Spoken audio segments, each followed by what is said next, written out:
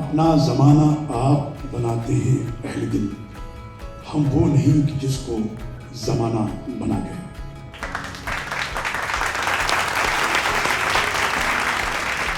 मुंशी प्रेमचंद की कहानियों पर नाटकों का मंचन 2005 से हम लगातार कर रहे हैं। 315 में से 313 कहानियों का मंचन हम कर चुके हैं, इसलिए हमारा नाम लिम्का बुक ऑफ रिकॉर्ड में दर्ज है।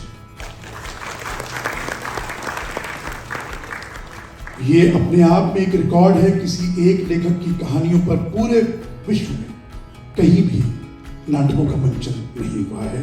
आप गूगल सर्च कर सकते हैं। उससे पूछा गया और बार बार पूछा जाता है कि आप मुंशी प्रेमचंद की कहानियों पर ही क्यों केंद्रित हैं, आप क्यों नहीं कुछ और भी करते हैं। तो मुंशी प्रेमचंद ने एक जगह लिखा है कि जब मैं कोई कहानी सोचता हूं तो उसका बेसिक प्लॉट 7 से 8 लाइंस में अंग्रेजी में लिखता हूं और फिर उस प्लॉट को पढ़ता हूं। अगर उसमें कहीं नाटक होता है तो मैं उस प्लॉट पर कहानी लिखता हूं, नहीं तो प्लॉट फाड़ कर फेंक देता हूं। तो जो बेसिक प्लॉट में राइटर ड्रामा खोजे तो उसकी कहानियों में कितना ड्रामा होगा, आप इसका अंदाजा लगा सकते हैं। मुंशी प्रेमचंद की एक कहानी है बंद दरवाजा, जो आधे पन्ने की कहानी है, हमने वो भी मंचित की है। मुंशी प्रेमचंद की कहानी जब शुरू होती है तो आपको ये लगता है कि राइटर आगे ये लिखेगा, ऐसा लिखेगा, इस तरह लिखेगा, इस तरह बयान करेगा, लेकिन जो आप सोच रहे हैं मुंशी प्रेमचंद उससे बहुत ही विपरीत है। वो कुछ और ही लिखते हैं। आप अगर मिस पद्मा पढ़ा हो, मिस पद्मा ऐसी कहानी है कि एक औरत बिना रिश्ते के एक आदमी के साथ रह सकती है। लिव इन रिलेशनशिप पर कहानी लिखी है। आज हमको ये रिश्ता हम देख रहे हैं 15-20 सालों में, लेकिन उस वक्त मैं बात कर रहा हूं 1911 की, उस वक्त अगर लड़की का गौना नहीं होता था तो वो अपने पति के इलाके में उसकी गली में नहीं जाती थी, क्योंकि गौना नहीं हुआ उसका। उसको पता नहीं है कि मेरा पति कौन है, उसको पता नहीं है कि मेरे पति के रिश्तेदार कौन है, मेरी सास कौन है, मेरा ससुर कौन है, वो नहीं जानती थी, क्योंकि गौना नहीं हुआ था उसका। गौना सब्जेक्ट में प्रेमचंद की 4 से 5 कहानियां हैं। तो उस वक्त एक राइटर बनारस के लम्ही गांव में, जहां पर बिजली नहीं है, जहां पर अब कलम भी नहीं है, बरू कलम है, स्याही में डुबो के रात की तारीकी में, अंधेरे में डिबडिबाती हुई रोशनी जो है दिए की, उसमें बैठ के लिख रहा है क्या, मिस पद्मा।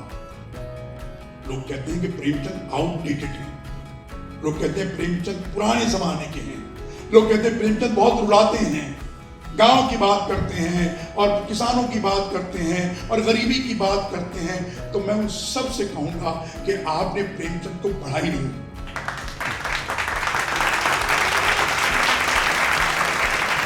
प्रेमचंद उन 3-4 कहानियों में नहीं है जिनको आपने पढ़ा है। हमने क्या पढ़ा है, सवा से गेहूं, हमने कफन पढ़ा है, बड़े घर की बेटी पढ़ा है, बड़े भाई साहब पढ़ा है, कुछ लोगों ने ईदगाह भी पढ़ लिया है। इसके आगे क्या है, इसके आगे प्रेमचंद नहीं है।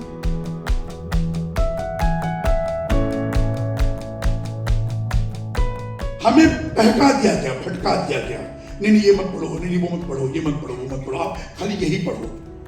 और हमने कभी कोशिश भी नहीं की, क्योंकि हम प्रेमचंद की 313 कहानियां कर चुके हैं।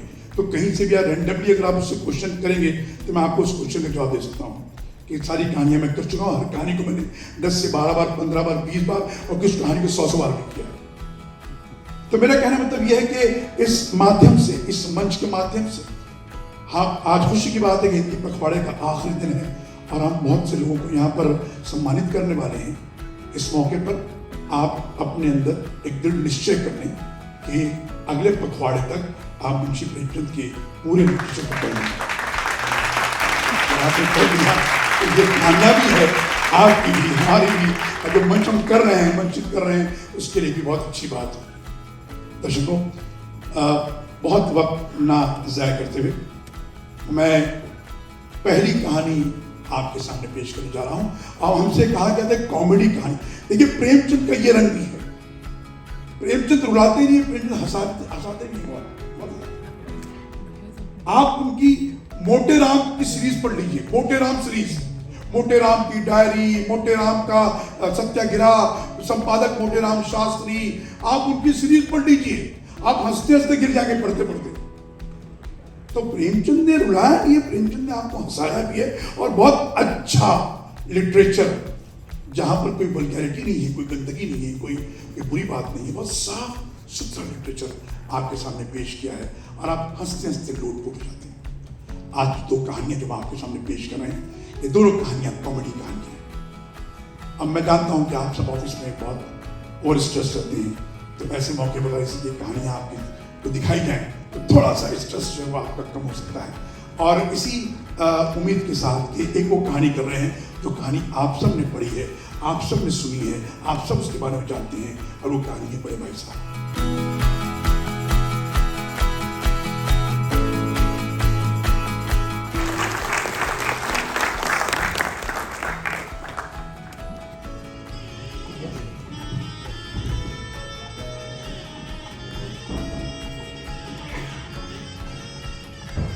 बड़े भाई साहब मुझसे 5 साल बड़े थे, लेकिन केवल 3 दर्जे आगे।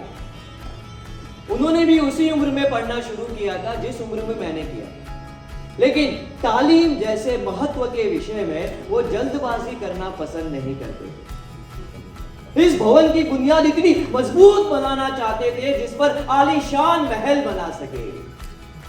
कभी कभी 1 साल का काम 2 साल में चला, कभी कभी 3 साल भी लग जाते। भाई, अगर बुनियादी मजबूत ना हो तो मकान पायदार कैसे बने? मैं छोटा था और वे बड़े थे। मेरी उम्र कुछ 9 साल की रही होगी और वो 14 साल के थे।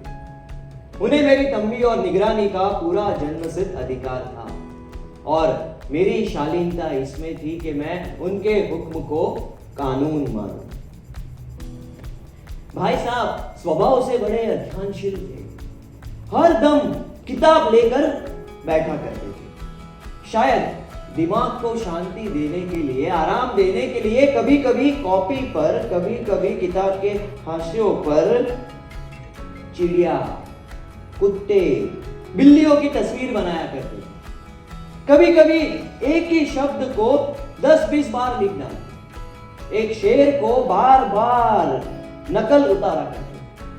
कभी ऐसी शब्द रचना करते जिसका ना कोई अर्थ हो, ना कोई सामंजस्य। एक बार उनकी कॉपी पर मैंने एक इबारत पढ़ी, स्पेशल, अमीना, भाइयों भाइयों, दरअसल, भाई भाई, राधे श्याम, संयुक्त राधे श्याम 1 घंटे तक।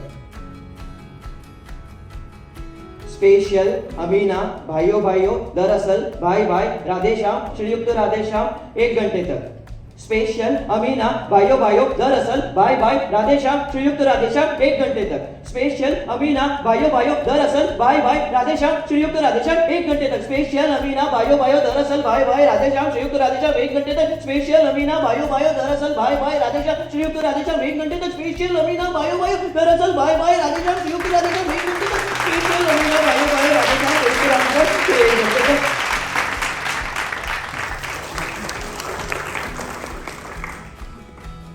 और अंत में एक आदमी का चेहरा बना हुआ था। मैंने इस पहेली को सुलझाने की चेष्टा की, कोशिश की, लेकिन असफल रहा। और भाई साहब से पूछने की हिम्मत भी नहीं थी।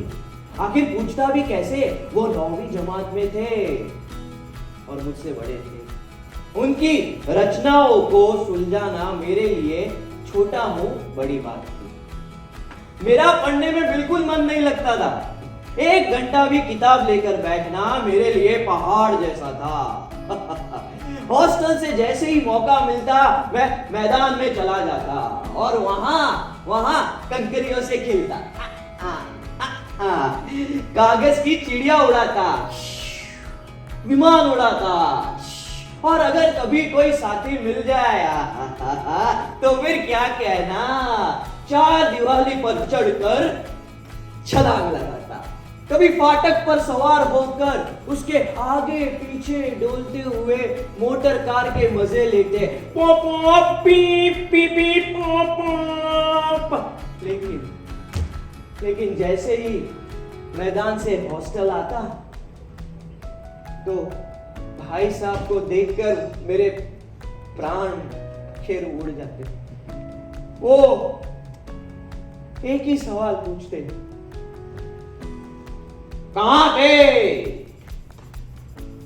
यही सवाल हर बार इसी ध्वनि में, और मेरे पास मौन रहने के अलावा और कोई चारा ही न था।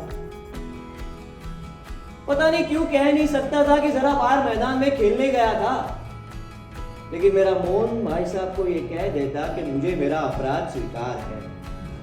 और भाई साहब के पास और कोई चारा ना रहता कि उनके शब्दों से मेरा सत्कार करे। इस तरह अंग्रेजी पढ़ोगे तो जिंदगी भर पढ़ते रह जाओगे और एक लफ्ज भी ना आएगा। अंग्रेजी पढ़ना कोई हंसी खेल है क्या? नहीं तो कोई भी ऐरा गहरा नत्थू गहरा अंग्रेजी का विद्वान हो जाता। अरे आंखें फोड़नी पड़ती है, मन जलाना पड़ता है, ध्यान देना पड़ता है, तब जाकर कहीं ये विद्या आती है। अरे आती क्या है, बस कहने को आती है। अरे बड़े बड़े विद्वान भी अच्छी तरह अंग्रेजी में नहीं लिख सकते, बोलना तो दूर की बात है। और तुम इतने घोगा हो कि मुझे देखकर भी नहीं सीखते। मैं कितनी मेहनत करता हूं, पढ़ता लिखता रहता हूं, लेकिन फिर भी तुम उसे नहीं देखते। और अगर नहीं देखते तो ये तुम्हारी आंखों का कसूर है, तुम्हारे दिमाग का कसूर है। कितने खेल तमाशे होते हैं, मुझे कभी वहां जाते देखा है। रोज क्रिकेट मैच होते हैं, हॉकी के मैच होते हैं, लेकिन मैं उसके आसपास भी नहीं भटकता, दिन रात पढ़ता लिखता रहता हूं। इसके बावजूद भी मुझे एक दर्जे में 2-2 साल लग जाते, कभी कभी तो 3 साल लग जाते। और तुम क्या समझते हो कि इस तरह खेल कूद करके तुम पास हो जाओगे? अरे मुझे तो 2-3 साल ही लगते हैं, तुम्हें तो पूरी जिंदगी निकल जाएगी। और अगर इसी तरह तुम्हें खेल कूद में अपना समय गंवाना है तो बेहतर होगा कि तुम गांव चले जाओ और वहां जाकर गिल्ली डंडा खेलो। दादा की गाड़ी कमाए बर्बाद क्यों करते हो?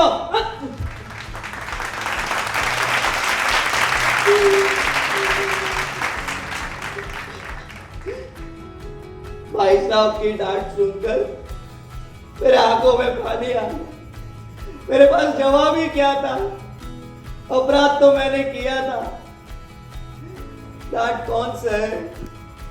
और भाई साहब उपदेश देने की कला में निपुण थे। ऐसी ऐसी लगती बातें कहते, ऐसे सुखी बाण चलाते कि जिगर के टुकड़े टुकड़े हो जाते। और इस तरह जान तोड़कर परिश्रम करने का साहस मुझ में ना रहता। निराश हो जाता और सोचने लगता, क्यों ना गांव चला जाओ? जो काम मेरे बूते का है ही नहीं, उसमें हाथ डालकर क्या फायदा? मुझे मेरा मूर्ख रहना मंजूर था, लेकिन इतनी मेहनत नहीं। लेकिन निराशा के बादल 2-3 घंटे में फट जाते और मैं निश्चय कर लेता कि इस बार जी लगाकर पढ़ूंगा और फटाफट एक टाइम टेबल बना लेता। बिना कोई स्कीम तैयार किए, बिना कोई नक्शा बनाए कोई नया काम शुरू कैसे करें? टाइम टेबल में खेल कूद की मद खत्म हो जाती। प्रातः काल उठना 6 बजे, हाथ मुंह धोकर नाश्ता करके पढ़ने बैठ जाना। 7 से 8 इंग्लिश, 8 से 9 इतिहास, 9 से 9:30 भोजन करना और फिर स्कूल के लिए चले जाना। 3:30 बजे स्कूल से वापस आने के बाद आधा घंटा आराम, फिर 4 बजे से 5 बजे तक कंपोजिशन, 5 से 6 बजे तक भूगोल और 6 बजे होटल के बाहर थोड़ा टहलना। फिर वहां से वापस आकर 6:30 से 7 बजे तक ग्रामर, फिर भोजन, और भोजन करने के बाद 8 से 9 हिंदी, 9 से 10 अनुवाद, 10 से 11 विविध विषय, और फिर उसके बाद आराम।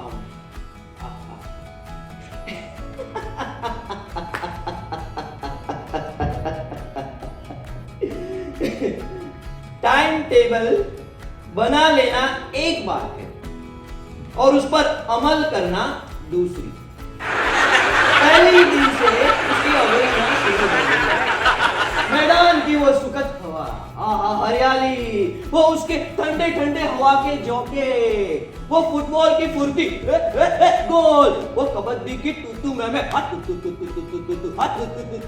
वो वॉलीबॉल की फुर्ती और तेजी, मुझे अपनी ओर खींचती चली जाती। और वहां पहुंचते ही मैं सब कुछ भूल जाता। वो जानलेवा टाइम टेबल, वो आंख फोड़ पुस्तकें, सब भूल जाता। और फिर भाई साहब को मेरी फजीहती करने का अवसर मिल जाता। मैं उनके साए से भी भागता, दबे पांव घर में आता, चेष्टा करता कि कहीं उनकी नजर मुझ पर ना पड़े, कहीं उनकी नजर मुझ पर पड़ी और मेरे प्राण पखेरु गए। भाई साहब से जितनी हो सके मैं दूरी बनाए रखता। हर वक्त ऐसा प्रतीत होता जैसे मेरे सर पर कोई लटकती तलवार है। लेकिन जैसे मृत्यु और विपत्ति के बीच इंसान मोह माया से जुड़ा रहता है, वैसे ही भाई साहब की डांट और फटकार के बावजूद खेल कूद में मेरी रुचि जो कि त्यों रही। सालाना इम्तिहान हुए और भाई साहब फेल हो गए और मैं पास हो गया।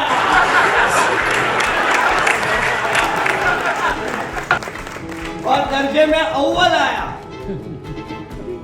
मुझे ऐसा लगा कि क्यों ना भाई साहब को आड़े हाथ लूं। कहां गई आपकी घोर तपस्या? मैं तो मजे से खेलता भी रहा और दर्जे में अव्वल भी आया। लेकिन भाई साहब बड़े दुखी थे। उनके दुख को देखकर मेरा ये विचार मुझे लज्जास्पद लगने लगा। मैंने वो विचार अपने मन में ही रखा और फिर खेल कूद में शरीक होने लगा। लेकिन भाई साहब का डर तो फिर भी था और उन्हें ये भी पता था कि मैं ये जानबूझकर नहीं कर रहा हूं, लेकिन पास होने की खुशी पर कर रहा हूं। लेकिन मेरी जो गतिविधियां थी उससे भाई साहब को यह ज्ञात हो गया था कि अब उनका जो आतंक मुझ पर था वो समाप्त हो गया है। एक बार जब मैं गिल्ली डंडा खेल के भोर से घर आ रहा था भोजन के समय, तब भाई साहब लग रहा है, भाई साहब छोड़िए, भाई साहब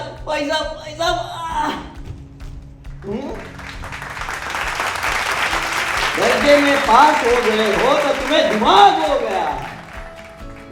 इतना घमंड अच्छा नहीं है। घमंड तो अच्छों का नहीं रहा तो तुम क्या चीज हो?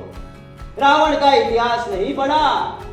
क्या उपदेश लिया उससे कि बस सिर्फ पढ़ लिया? सिर्फ इम्तिहान पास करना एक चीज है, असली चीज है बुद्धि का विकास। जो पढ़ो उसका अभिप्राय समझो। रावण चक्रवर्ती था, ऐसे राजाओं को चक्रवर्ती कहते हैं। भूमंडल का स्वामी था वो। सब देवी देवता उसके दास थे, आग और जल के देवता उसके गुलाम थे। सब माफी उन्हें कर देते थे। लेकिन अंत में क्या हुआ? उसका विनाश हो गया। कोई चुल्लू पर पानी पूछने वाला तक नहीं था। इसीलिए चाहे जो कुकर्म करो लेकिन अहंकार मत करो, इतराओ नहीं। अगर अहंकार किया, इतराया तो आप दिन दुनिया से गए। शैतान का हाथ भी पड़ा होगा। उसे यह अभिमान हो गया था कि ईश्वर का उससे बड़ा भक्त और कोई नहीं। क्या हुआ? स्वर्ग से निकाल कर नर्क में धकेल दिया गया। शाहे रोम को भी एक बार अहंकार हुआ था, भीख मांगते मांगते मर गया। तो भाईजान ये मत समझिएगा कि एक दर्जा पास कर लिया है तो तुम कुछ भी कर सकते हो, तुम्हारा सिर चढ़ गया है। हाँ, ऐसा समझो कि गलती से पास हो गए हो। गिल्ली डंडे के खेल में भी अंधा चोट निशान लग जाता है। इसका मतलब ये नहीं कि तुम अच्छे निशानेबाज हो। हाँ, अच्छा सफल खिलाड़ी वही है जिसका कोई निशाना खाली ना जाए। जब मेरे दर्जे में आओगे ना तब सब पता चलेगा। मेरे फेल होने पे ना जाओ। जब मेरे दर्जे में आओगे तब तुम्हें दांतों तले पसीना आ जाएगा। जब इतिहास, ज्योमेट्री, अलजेब्रा इसके लोहे के चने चबाने पड़ेंगे, इंग्लिस्तान का इतिहास याद करना पड़ेगा। इन बादशाहों के नाम याद करना आसान समझते हो क्या? आज तो हेनरी हो चले। किस हेनरी ने कौन सा कांड किया वो याद करना आसान समझते हो क्या? अरे सर चकरा जाएगा, आंधी रोग हो जाएगा। देख क्या रहे हो? 7वें हेनरी की जगह अगर 8वां हेनरी लिख दिया तो सारे नंबर कट, सपा चट, सिफर भी ना मिलेगा। अरे देख क्या रहे हो?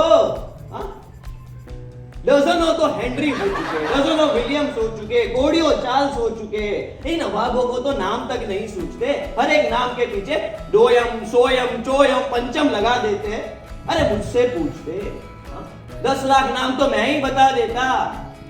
और ज्योमेट्री, खुदा की पनाह, अ ब ज की जगह अगर ज अ ब लिख दिया तो सारे नंबर कट। अरे कोई ना एग्जामिनरों से पूछे क्यों बेकार में विद्यार्थियों की जान लेते हो? अ ब ज की जगह अ ज ब लिख दिया तो क्या फर्क पड़ता है भाई? अगर दाल भात रोटी खाए या रोटी दाल भात खाए क्या फर्क पड़ता है? लेकिन नहीं, इन अध्यापकों को तो वही चाहिए जो पुस्तक में लिखा हो। चाहते हैं कि विद्यार्थी कोर्स का शब्द शब्द रट डाले और इसी रटन का नाम शिक्षा रख छोड़ा। अब इन बिना सिर पैर की बातों को याद करने से क्या फायदा? इस रेखा पर लंब गिरा दो तो आधार लंब से दुगना हो जाए।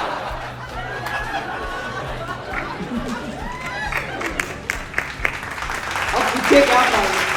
अरे भाई दुगना हो जाए, चौगुना हो जाए, तिगुना हो जाए या आधा ही रहे मेरी बला से। लेकिन नहीं, अगर परीक्षा में पास होना है तो ये सारी खुराफातें याद करनी पड़ेगी। कहते हैं समय की पाबंदी पर निबंध लिखिए जो 4 पन्नों से कम ना हो। ये तो सबको पता है कि समय की पाबंदी अच्छी चीज। इससे मनुष्य में संयम बढ़ता है, मनुष्य के प्रति लोगों का स्नेह बढ़ता है, कारोबार में उन्नति होती है, तरक्की होती है। अब इतनी सी बात के लिए कोई 4 पन्ने क्यों लिखे? इसे समय की पाबंदी, मैं तो समय का दुरुपयोग होना कहता हूं भाई। जिसे जो बात कहनी है आए कहे, झटपट अपनी बात खत्म करे और चला जाए। लेकिन नहीं, आपको 4 पन्ने रगड़ने पड़ेंगे, चाहे कैसे भी लिखिए, और पन्ने भी फुलस्केप आकार के। अब आप लोग भी कहिए कि विद्यार्थियों पर अत्याचार है कि नहीं, है ना? और सबसे बड़ी बात, सबसे बड़ा अनंत, कहते हैं संक्षेप में लिखिए।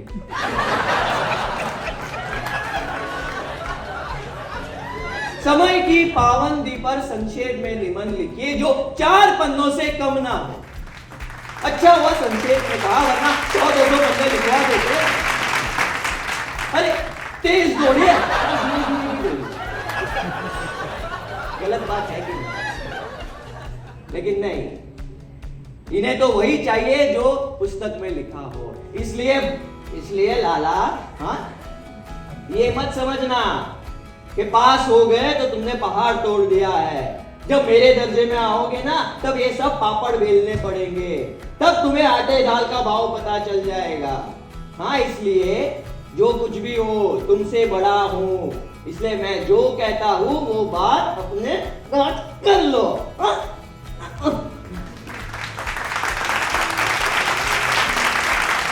का समय हो चुका था, वरना राम जाने भाई साहब की उपदेशवाणी कब समाप्त होती। आज भोजन मुझे बेस्वाद सा लगा। जब पास होने पर इतना तिरस्कार हो रहा है, तो फेल होने पर प्राणी ले लेते। भाई साहब ने अपने दर्जे का जो चित्र मेरे सामने रखा, वो देखकर मैं तो भयभीत हो गया। मैं ये स्कूल छोड़कर गांव क्यों नहीं भागा, उसका ही ताज्जुब हो रहा है। लेकिन कितना भी तिरस्कार हो, पुस्तकों में जो मेरी अरुचि थी वो अरुचि थी, और खेल कूद में मेरा मन हमेशा लगता है।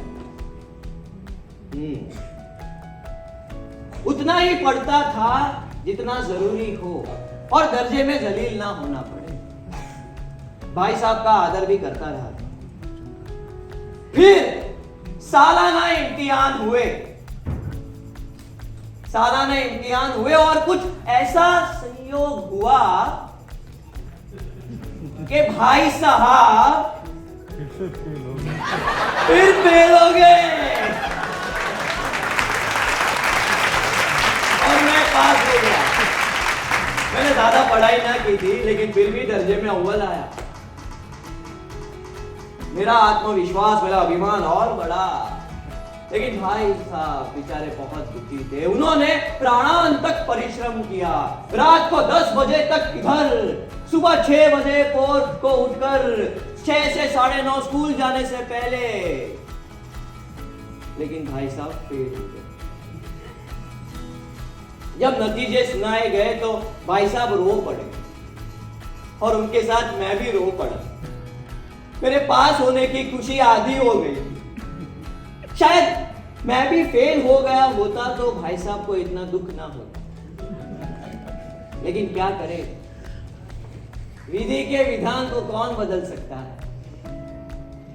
मेरे मन में एक विचार उत्पन्न हुआ, उदय हुआ कि अगर ऐसा हो कि अगले साल भाई साहब फिर फेल हो जाए और मैं पास हो जाऊं,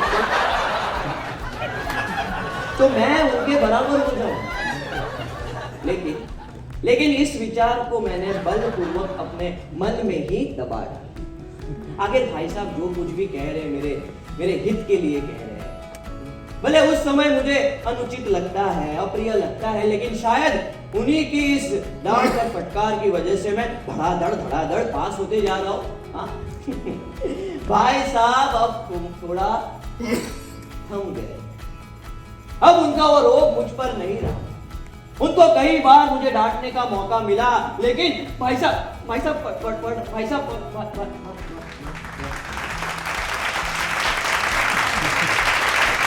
और उनके इस अदा की वजह से मैं भी फायदा उठाने लगा। अपनी मन मर्जी के हिसाब से खेलने चला जाता। भाई साहब के डर से जो थोड़ा बहुत भी पढ़ रहा था, वो भी मैंने पढ़ना बंद कर दिया। मुझे एक नया शौक पैदा हो गया, कन कौवे उड़ाने का।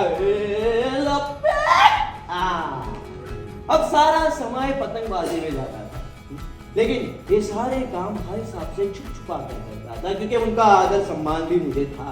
हाँ, कन्नी बांधना, मांझा देना, पतंग टूर्नामेंट में हिस्सा लेना, ये सारे काम गुप्त रूप से किए जाते थे। भाई साहब को कहीं ये संदेह ना हो कि उनका मान सम्मान मेरी नजरों में कम हो गया। एक दिन जब मैं हॉस्टल के बाहर जा तो मैंने देखा एक टूटा हुआ कन कुआ जा रहा है। मैं उसे पकड़ने के लिए उसके पीछे भागा। हाँ, मेरी नजर आसमान की ओर। और उस कनकौवे, उस पतंग की डोर की ओर। ऐसा प्रतीत हो रहा था जैसे स्वर्ग से कोई आत्मा निकलकर नए संस्कार ग्रहण करने जा रही है। हाँ, पीछे पीछे बालकों का एक झुंड आ रहा था। हाँ, सब उस पतंग के पीछे भाग रहे थे। किसी को कुछ होश ना था, किसी को कुछ पता ना था, सब जैसे स्थिर हो गया था। ना कोई मोटर, ना कोई ट्रक, ना कुछ, सबकी नजर आसमान में। तभी किसी ने मेरा हाथ पकड़ा।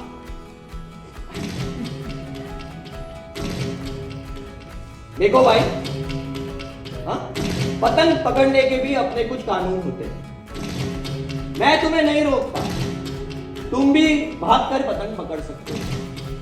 देखो मेरा हाथ छोड़ दो वरना अच्छा नहीं होगा। कह रहा हूं, देखो छोड़ दो वरना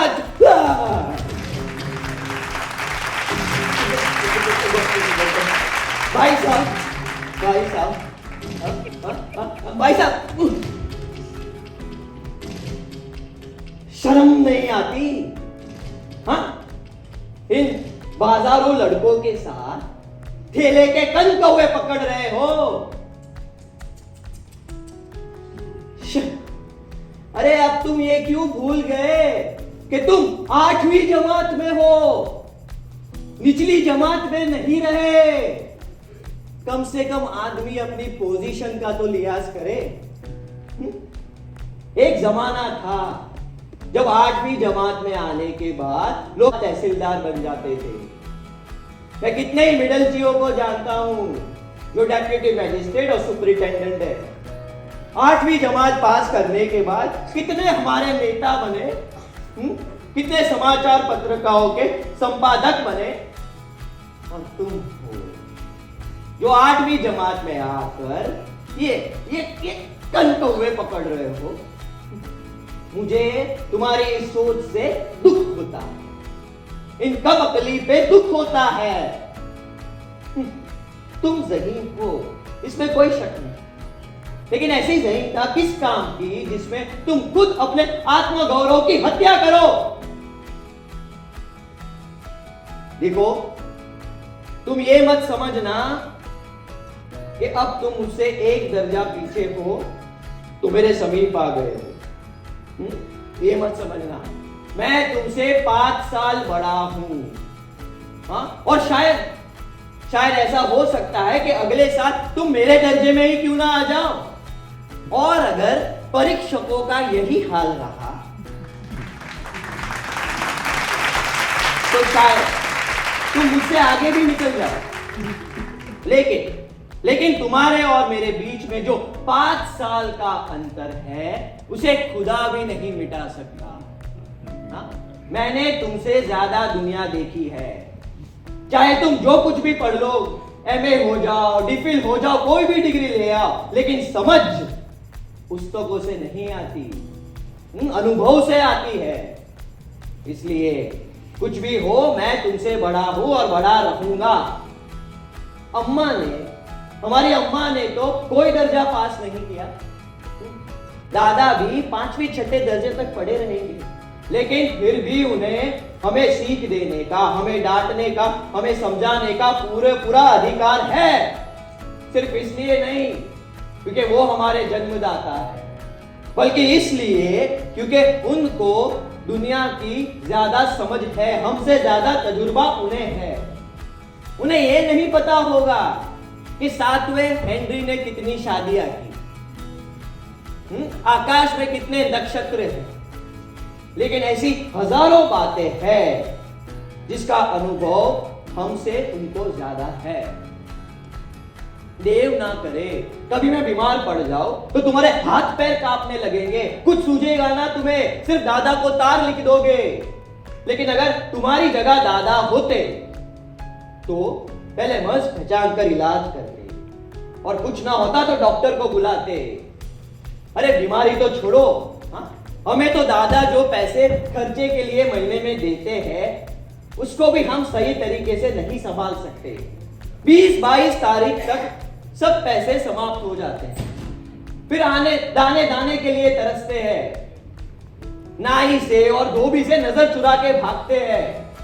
जबकि दादा ने उतने ही पैसों में सम्मान से अपना घर चलाया है। जहां 8-8 आदमी हुआ करते थे, अपने हेड मास्टर को ही ले लो, एमए है ऑक्सफोर्ड, एमए है ऑक्सफोर्ड के, लेकिन उनकी घर का इंतजाम कौन करता है?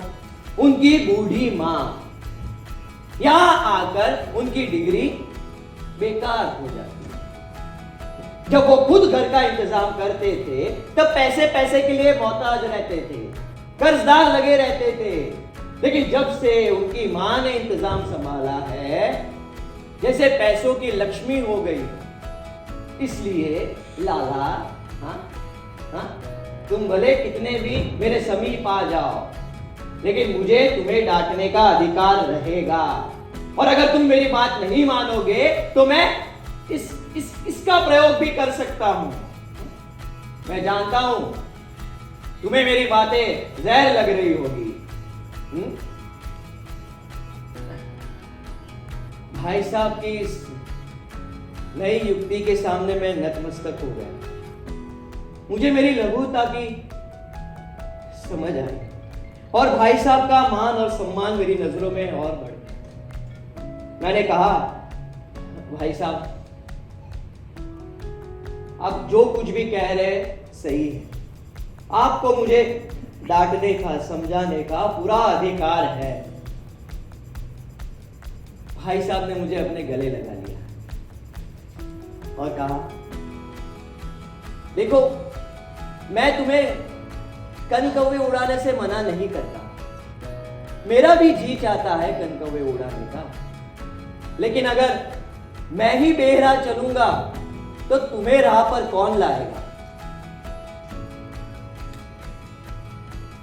इसलिए तुम्हारी जिम्मेदारी भी मुझ पर ही है। तभी एक कनकौवा आकाश में कटा हुआ जा रहा था, उसकी डोर लटक रही थी, बच्चों का झुंड पीछे आ रहा था। भाई साहब की हाइट मुझसे लंबी थी, उन्होंने उछलकर वो कनकौवे की डोर पकड़ी और बेतहाशा हॉस्टल की ओर दौड़ने लगे। मैं भी उनके पीछे दौड़ा। भाई साहब, भाई साहब, भाई साहब, भाई साहब, भाई साहब, भाई साहब, भाई साहब,